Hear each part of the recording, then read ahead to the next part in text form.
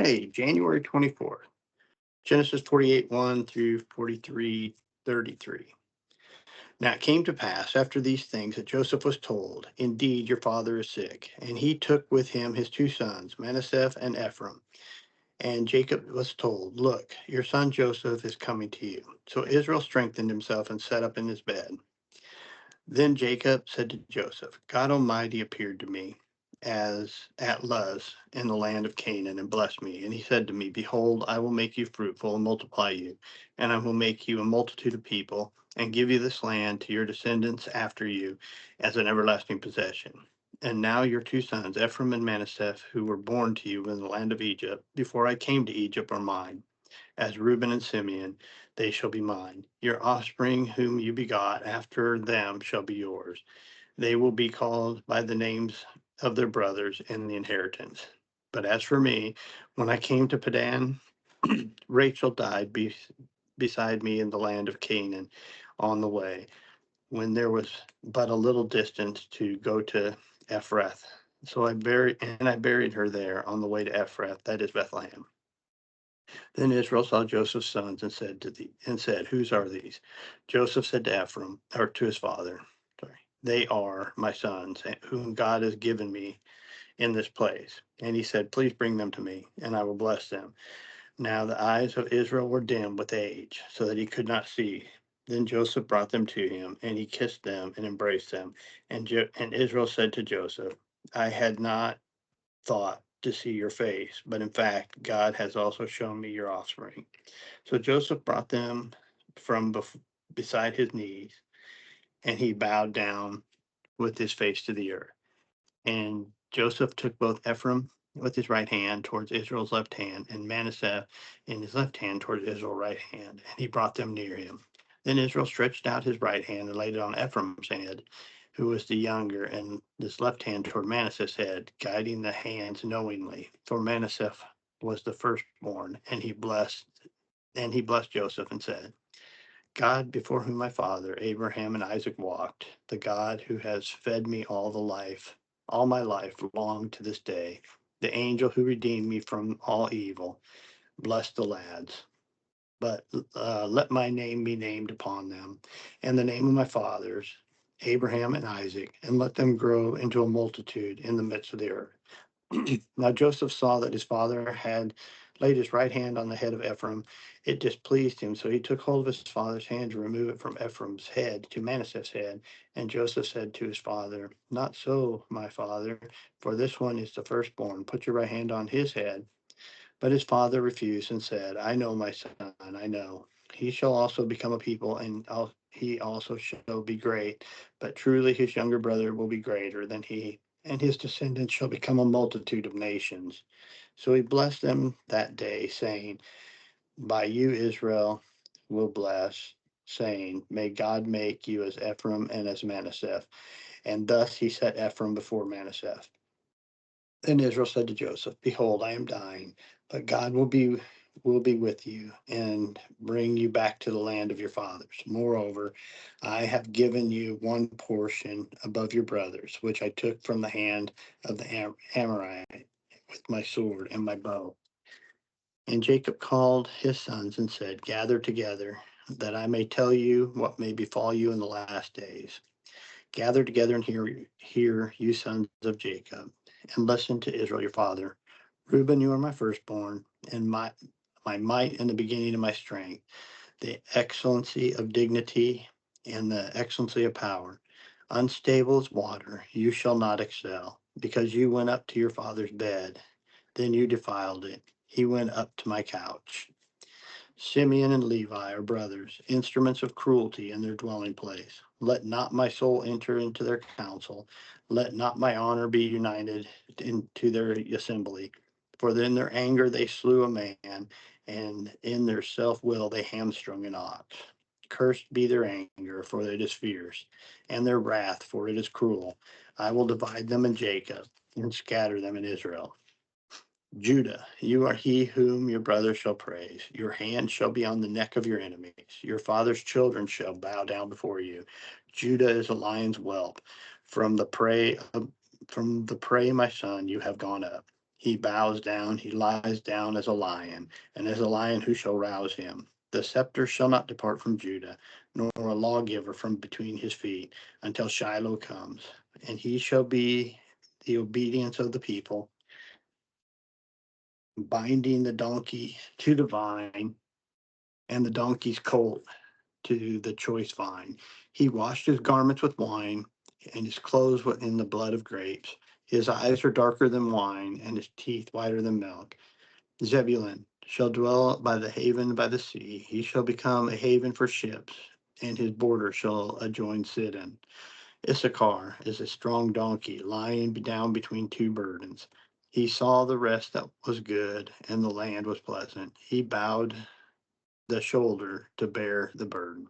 He became a band of slaves. Dan shall judge his people as one of the tribes of Israel. Dan shall be a serpent by the way, a viper by the path, that bites the horse's heels, so its rider shall fall backwards. I have waited for your salvation, O Lord. Gad, a troop, shall tramp upon him, and he shall triumph at last. Bread from Asher shall be rich, and shall yield royal dainty. Nephtali is a deer let loose. He uses beautiful words. Joseph is a fruitful bough by a well. His branches run over the wall. The archers have bitterly grieved him, shot at him and hated him, but the bow remained in strength, and his arms of his hands were made strong by the hands of the mighty God of Jacob. From there, this is a shepherd and the stone of Israel, by God of your father who will help you, and by Almighty who will bless you with blessings of heaven above, blessings of the deep that lies beneath, blessing of the beasts and the womb of the womb, the blessing of your father, have excelled in blessings of my ancestors.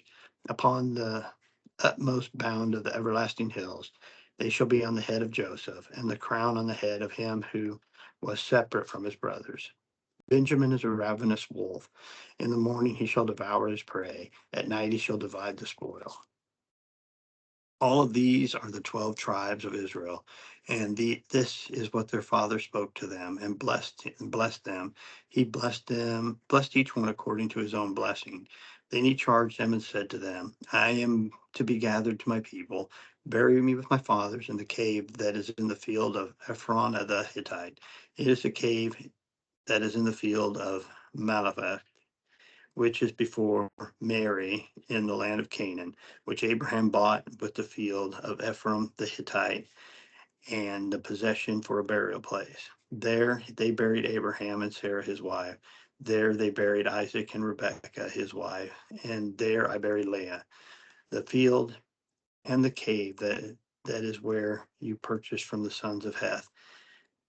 And when Jacob had finished commanding his sons, he drew up his feet into his bed and breathed his last and was gathered to his people. A lot in this one, a lot of blessings, curse, a lot of prophecy. I think the big one that really stands out to me is, of course, Judah. And he said, the Judah, he said, the scepter shall not depart from Judah, nor a lawgiver from beneath his feet until Shiloh comes. And that's a prophecy of Jesus coming to the lineage of Judah, and David was in the living lineage of Judah. So there was a prophecy long before David even came on, or Christ. Okay. Um, Matthew 15:29, 16, 12. Jesus departed from there, skirted the Sea of Galilee, and went up to the mountain and sat down. There great multitudes came to him, having with them the lame, the blind, the mute, maimed, and many others, and they laid them down at Jesus' feet, and he healed them. So the multitude marveled when they saw the mute speaking, the maimed made whole, and the lame walking, and the blind seeing, and they glorified the God of Israel. Now Jesus called his disciples to himself and said, I have compassion on the multitude, because they have continued with me 3 days and have nothing to eat. And I do not want to send them away hungry, lest they faint on the way. Then his disciples said to him, where could we get enough bread in the wilderness to fill such a great multitude? Jesus said to them, how many loaves do you have? And they said, 7 and a few little fish. So he commanded the multitude to sit down on the ground. He took the 7 loaves and the fish and gave thanks, broke them and gave them to his disciples, and his disciples gave to the multitude. So they ate and were all filled, and they took up 7 large baskets full of fragments that were left. Now those who ate were 4,000 men, besides women and children. Then he sent away the multitude, got into the boat, and came upon the region of Magdala. Then the Pharisees and Sadducees came, testing him, asked him if he could show them a sign from heaven. He answered and said to them, when it is evening, you will say, it will be fair weather, for the sky is red. And in the morning, it will be foul weather today, because the sky is red and threatening. Hypocrites, you know how to discern the face of the sky, but you cannot discern the signs of the time. A wicked and adulterous generation seeks after a sign, and no sign shall be given except the sign of the prophet Jonah. And he left them and departed. And when his disciples had come to the other side, they had forgotten to take bread. Then Jesus said to them, take heed, beware of the leaven of the Pharisees and Sadducees. And they reasoned among themselves, saying, it is because we have taken no bread. But Jesus, being aware of it, said to them, O you of little faith, why do you reason among yourselves, because you have brought no bread? Do you not yet understand or remember the 5 loaves and the 5,000, and how many bucket foot baskets you took up? Nor the 7 loaves and the 4,000, and how many baskets you took up? How is it you do not understand that I do not speak of you concerning bread, but to be aware of the leaven of the Pharisees and Sadducees? When they understood that he did not tell them to be aware of the leaven of bread, but the doctrine of the Pharisees and Sadducees. Okay, Psalms 21 through 9. May the Lord answer you in the day of trouble. May the name of God, the God of Jacob, defend you. May he send you help from the sanctuary and strengthen you out of Zion. May he remember your offerings and accept your burnt sacrifice. Selah. May he grant you according to your heart's desire and fulfill your purpose. We will rejoice in your salvation, and in the name of God we will set up our banners. May the Lord fulfill all your petitions. Now I know that the Lord saves his anointed. He will answer him from his holy heaven with the saving strength of his right hand. Some trust in chariots, some in horses, but we remember the name of the Lord our God. They have bowed down and fallen, but we have risen and stand upright. Save, Lord. May the King answer us when we call. Proverbs 4:20 through 27. My son, give attention to my words, incline your ear to my saying. Do not let them depart from your eyes. Keep them in the midst of your heart, for they are life to those who find them, and health to all flesh. Keep your heart with all diligence, for out of the spring the issues of life. For out of it spring the issues of life. Put away from you a deceitful mouth, and put perverse lips far from you. Let your eyes look straight ahead, and your eyelids look right before you. Ponder the path of your feet, and let all your ways be established. Do not turn to the right or to the left. Remove your foot from evil. All right. We'll see y'all tomorrow.